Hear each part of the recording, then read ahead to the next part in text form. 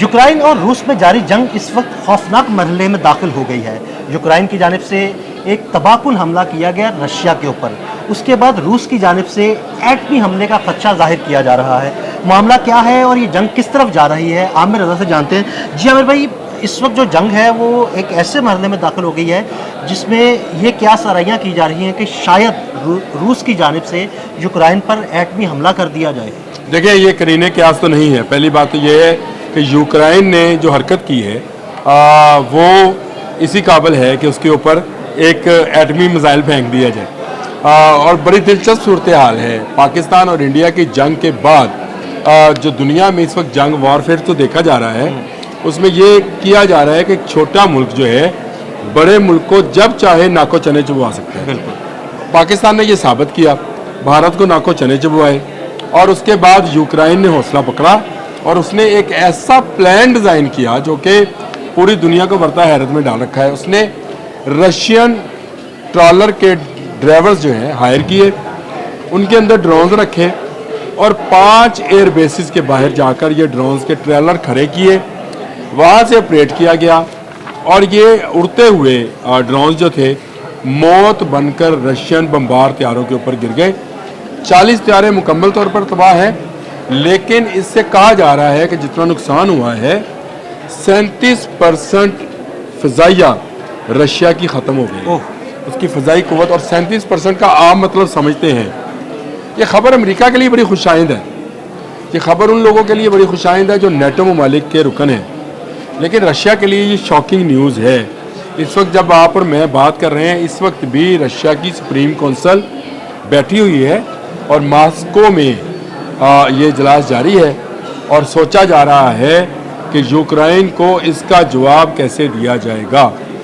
یوکرائنی صدر نے یہ سارے کا سارا پلان اتنا خفیہ رکھا دل بھائی کہ ٹرالرز میں موجود آرمی آفیسرز ڈرونز اڑانے کے بعد واپس اپنے ملک باحفاظت ایک بندہ بھی گرفتار نہیں ہوا۔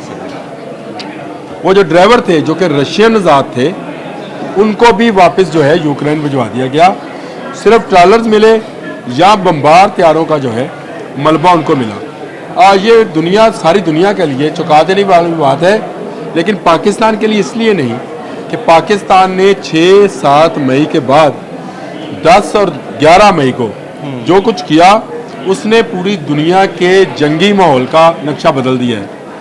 اب وار جو ہے یہ صرف روایتی ہتھیاروں کی نہیں رہی، بالکل، ایٹمی ہتھیاروں کو ایک طرف رکھیں، بالکل، روایتی ہتھیاروں کی نہیں رہی، اب یہ سائبر وار ہو گئی ہے، اور سائبر وار میں وہی ملک جیتے گا جو اچھی پلاننگ کے ساتھ، اچھے لوگوں کے ساتھ، یعنی اچھی ٹیم کے ساتھ کام کرے گا۔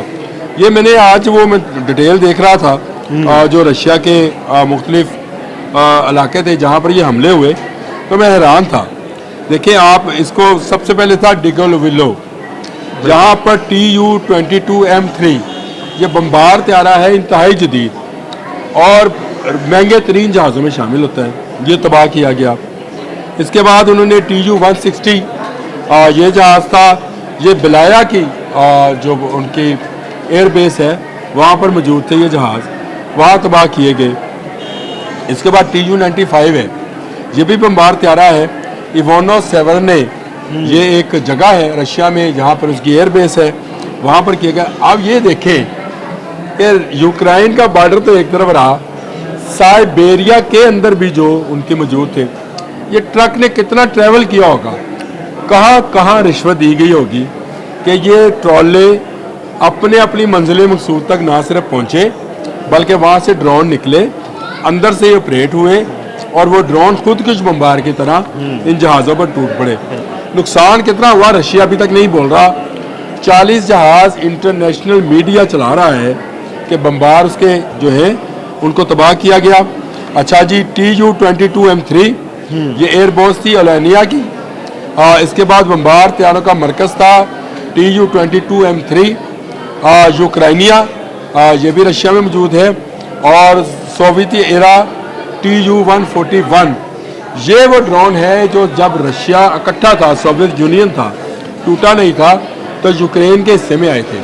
یہ TU-141 ابتدائی ڈرونز ہیں، یہ بڑے معمولی نوعیت کے ڈرونز تھے، ان میں نئی تبدیلیاں کی گئی ہیں جو کہ میں ابھی قیاس کر رہا ہوں کہ یہ یوکرائن کا کام نہیں تھا، یہ نیٹو فورسز کا کام بالکل تھا۔ بالکل، اور اسی لیے شاید عامر بھائی یہ بھی کہا جا رہا ہے کہ آنے والے چند دن نیٹو ممالک کے لیے بھی خوفناک صورتحال کے حامل ہو سکتے دیکھیں اس وقت نیٹو ممالک میں جو دو ایک ملک ہیں جو کہ جن کی سرحدیں بھی رشیا کے ساتھ لگتی ہیں اور جو اس ڈرون ٹیکنالوجی میں آگے بھی ہیں، ان میں سب سے بڑا ملک تو ہمارا دوست ملک ہے ترکی۔ بالکل اب ترکی نے تو یہ کام کیا نہیں ہے، لیکن یورپ کے بہت سارے ممالک جو ہے یوکرائن کے ساتھ لگتے ہیں جو کہ نیٹو کے بھی رکن ہیں۔ نیٹو کو آپ کو پتہ ہے تعداد 39 ممالک کی ہے امریکہ سمیت۔ اب وہاں پہ یہ ڈرونز کہاں سے تیار ہوئے، کیا ان میں تبدیلی کی گئی، کیوں یہ رشین تمام سسٹم جو ہے اس کو ڈیٹیکٹ نہیں کر پایا؟ آپ کو یاد ہے S-400 ہم نے تباہ کیا، وہ تو تھا ہی انٹرسپٹر، اس پر میزائل کیسے حملہ کر سکتا تھا؟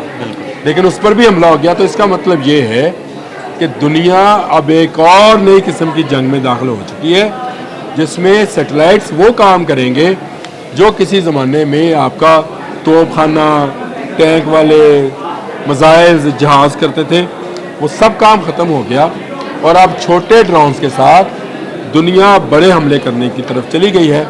یوکرائن کا حملہ بہت خوفناک ہے اور میں نے آپ کو شروع میں کہا کہ بالکل اس کو قرینہ قیاس نہیں کیا جا سکتا کہ رشیا اس وقت یہ سوچ رہا ہے کہ مجھے یوکرائن پر بم گرا دینا چاہیے، اور یوکرائن میں کیا وہ ایسی دولت ہے کہ اس وقت امریکہ، یورپ، رشیا سب اس پر ٹوٹ پڑے ہیں۔ بالکل وہ کیا ہے اس پر ایک الگ سے ویلاگ کر لیجئے گا، پھر نئی باتیں جو ہیں وہ سامنے آئیں گی، نئی چیزیں بتاؤں گا۔ لیکن اس وقت جو ہے دنیا دانتوں میں انگلیاں پکڑے بیٹھی ہے، کیونکہ پہلے پاکستان نے انڈیا جیسے بدمست ہاکی کو ٹکنی کا ناچ نچا دیا، اور اب بدمست ریچھ کو، رشیا کو یوکرائن نے مار دیا۔ تو یہ بہت بڑا چینج ہے وار فیئر کے اندر جو کہ زمانے کے سامنے ہم بھی دیکھ رہے ہیں، آپ بھی دیکھ رہے ہیں، اور ایک ماہ کے اندر 10-11 مئی کو ہم بھارت کو لٹا دیتے ہیں، 30 مئی کو چند دن کے بعد یوکرائن رشیا کو مار دیتا ہے۔ کوئی تو ہے جو نظام ہستی چلا رہا ہے۔ اچھا عامر بھائی ایک سوال کا جواب مجھے جی چاہیے کہ یہ جو تباہ کن حملہ کیا گیا یوکرین کی جانب سے، اس میں قرینہ قیاس یہی ہے کہ نیٹو ممالک کی کوئی نہ کوئی مدد اس کو ملی ہوگی، تو آگے آپ نیٹو ممالک کا کیا مستقبل دیکھتے ہیں؟ کیا رشیا کوئی ایسا حملہ پلان کرے گا جو نیٹو ممالک جو یوکرین کے ساتھ ان کی سرحد لگتی ہے اس کو متاثر کر سکے گا؟ دیکھیں روس کی پوزیشن جو ہے نا اس وقت وہ بالکل بھارت جیسی ہے، ارد گرد کے تمام ممالک کے ساتھ اس کی نہیں بنتی ہے۔ اسی لیے اس کو اندازہ تھا کہ جب تک میں چائنا کے ساتھ ہاتھ نہیں ملاؤں گا، چند دن پہلے ہم نے کھڑے ہو کر یہاں بات کی تھی تو میں نے آپ سے کہا تھا کہ چائنا کا اور رشیا کا ہاتھ ملانا اس بات کی عکاسی ہے کہ آنے والے دنوں میں امریکہ نیٹو کو مضبوط کرنے جا رہا ہے اور مزید وہ ممالک جو ہے نیٹو میں شامل ہوں گے۔ یہ 39 ہے، ان کی تعداد 80 تک جانی ہے نیٹو کی، صحیح، اور یہ امریکہ کا پلان ہے۔ رشیا کی تمام سٹیٹس جو رشیا سے الگ ہوئی تھی ان میں سے کوئی ایک سٹیٹ کا نام آپ لے دیں، تاجکستان ہے، ازبکستان ہے، یوکرائن ہے، آذربائیجان ہے، آپ نام لے دیں، چیچنیا ہے، بالکل کوئی ایک کا روس کے ساتھ کوئی اچھا تعلق بنتا ہے۔ روس بھی وہی کام کرتا رہا جو بھارت کر رہا ہے کہ ارد گرد کے ممالک کو تنگ کر کے رکھو۔ یاد رکھیں ہمیں تو اسلام میں بھی خیر یہ چیز سکھائی گئی کہ سب سے پہلے اپنے ہمسائے کے ساتھ بہتر سلوک کرو، بالکل، تاکہ جب آپ پر وقت آئے تو وہ آپ کے کام آئے۔ جب آپ کے سارے ہمسائے آپ سے ناراض ہوں گے تو مجھے بتائیں جب آپ پر مصیبت بنے گی تو کون آپ کی مدد کو آئے گا؟ کوئی نہیں آئے گا۔ یہ جو ایٹمی حملہ ابھی تک رکا ہوا ہے اس کی بڑی وجہ یہ ہے کہ یوکرائن کو نیٹو کی سپورٹ حاصل ہے۔ یوکرائن پر حملہ نیٹو پر حملہ سمجھا جائے گا، یہ ایک بڑی عالمی ایٹمی جنگ کا وجہ بن سکتی ہے۔ گو روس کے پاس بھی بہت سارا اسلحہ ہوگا لیکن اسلحہ کام نہیں کرے گا۔ جب بہت سارے ممالک مل جائیں گے تو روس کو شکست سامنے نظر آئے گی، شاید چائنا بھی اس کا پھر وہ ساتھ نہ دے سکے، کیونکہ ابھی تو تازہ ہاتھ ملایا ہے۔ ابھی تو کل ہی افغانستان میں چائنا نے روس کی ایمبیسی کھلوائی ہے، تو ابھی روس کے لیے بہت وقت ہے کہ وہ اپنے حالات اپنے ارد گرد کے لوگوں کے ساتھ ٹھیک کرے، یوکرائن کے ساتھ جنگ بند کرے، تیاری کرے، پھر جو کرنا ہے وہ کر لے، لیکن اس وقت حالات اس کے لیے سازگار نہیں ہیں۔ بہت شکریہ عامر بھائی جی، بالکل عامر بھائی نے بڑی تفصیل کے ساتھ بتایا رشیا اور یوکرین کی جنگ کے بارے میں۔ عدیل احمد اور عامر رضا کو اجازت دیجیے گا، اللہ حافظ۔